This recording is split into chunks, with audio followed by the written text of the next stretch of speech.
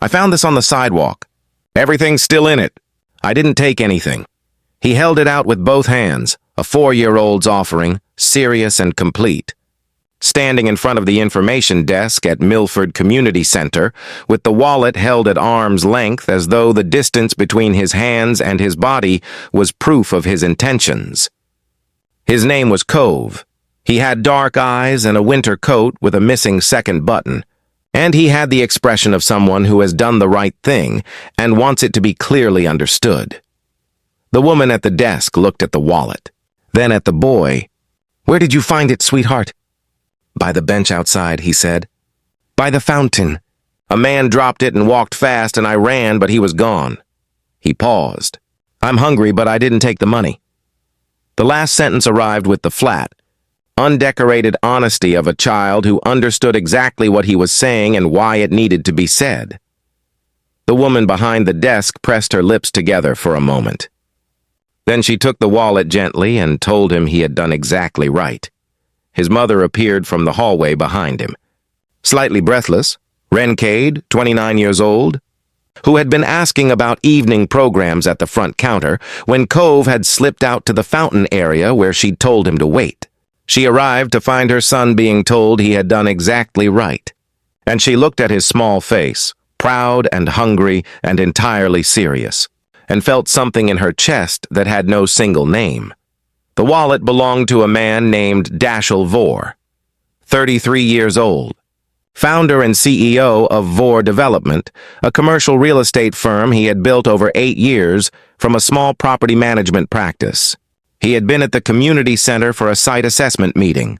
The building sat on a block his firm was evaluating for a mixed-use development project, and he had left in a hurry when the meeting ran long, his wallet slipping from his coat pocket at the bench where he'd stopped to take a call.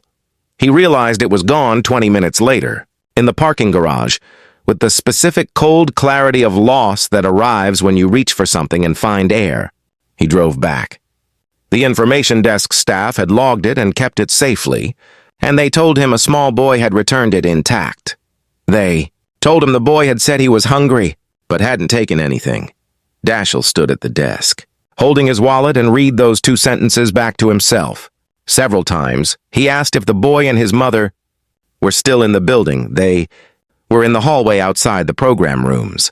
Ren reviewing a flyer about the community center's after-school offerings, Cove sitting on the bench beside her eating a granola bar from her bag, which was the first thing she'd done when she found him at the desk. She was 29 years old and worked 2 jobs, data entry days, grocery store evenings, and was looking into after-school programs because her current child care arrangement was ending in 2 weeks, and the math of replacing it was not working out. She was not someone who had been raised to expect things to come easily. She was someone who had been raised to do the next right thing and keep the math moving. Dashiell found them because the woman at the desk pointed him toward the hallway. He walked in and saw a woman with a flyer and a small boy with a granola bar, and he stood in the hallway for a moment before either of them noticed him. Cove looked up first. His eyes went to the wallet in the man's hand. He looked satisfied. The wallet had found its person. "That's yours," Cove said. "Confirming." "It is," Dashiell said. He crouched down to the boy's level, which Cove noted and approved of. "You brought it back." "You dropped it," Cove said simply. "You didn't mean to." Dashiell looked at this 4-year-old who had run after a stranger to return a wallet and then stood at an information desk and said he was hungry but hadn't taken the money, with the complete, undefended honesty of someone who had not yet learned to be anything other than exactly what he was. He looked at Ren. She was watching him with the careful, composed expression of a woman who has learned to read situations quickly and is currently reading this one. "He said he was hungry," Dashiell said, not accusing, just acknowledging he was, she said. "He isn't now. Can I—" He paused. He was a man who had learned that certain things needed to be said carefully to be said correctly. "The wallet has $200 in it and a card that belonged to my father. The card isn't worth anything to anyone else. To me, it's irreplaceable." He paused. "I'd like to take you both to dinner. Not as a reward. Just, I'd like to." Ren looked at her son. Cove was looking at Dashiell with the direct assessment of a 4-year-old who is deciding something. "Are you a nice person?" he asked.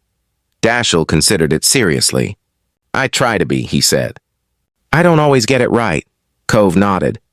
"That's honest," he said. Okay, they had dinner at the diner 2 blocks from the community center. Cove ordered pancakes with the focused authority of someone who has known what he wanted for some time. Wren ordered the soup. Dashiell ordered coffee and did not look at his phone once, which Wren noticed.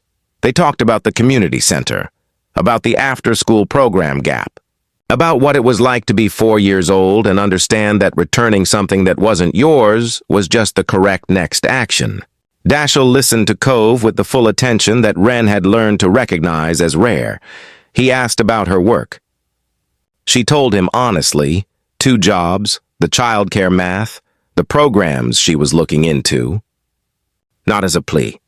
Just as fact, the way she described all facts, he told her about the development project at the community center site. Then stopped. Then said, with the care of someone choosing words because they matter, "The project is being redesigned. The community feedback suggested the current plan removes something the neighborhood needs. We're looking at a model that keeps the community center operating and builds around it." He paused. "It costs more." "It's the right thing," she looked at him. "What made you change it?" He was quiet for a moment. "Honestly, I've been in a lot of rooms making decisions about places I don't live in. I think I've been needing to sit in a different kind of room for a while." He looked at Cove, who was arranging pancake pieces with the systematic focus of a small engineer. Today helped. Wren looked at her son. He had run after a stranger in the cold with a wallet in both hands because that was what you did. He had stood at a desk and said he was hungry but hadn't taken anything because that was what you said. "He does that," she said softly. "He just does the right thing and assumes everyone else will catch up." Dashiell looked at Cove. "He's right," he said. "That's how it works. Someone just has to go first." Outside the diner, the November evening continued its patient work. Inside, a mother and a CEO and a 4-year-old with pancakes sat in the warm, ordinary light of a diner where something had shifted. Nothing dramatic, nothing finished. Just the specific good feeling of a day that had moved in the right direction, because one small person had run after a stranger and held out a wallet with both hands. Do the right thing even when you're hungry. Lead with your hands open. The world catches up to the people who go first. If this story touched your heart, please like, share, subscribe, and comment. Let's spread more stories of kindness and hope together.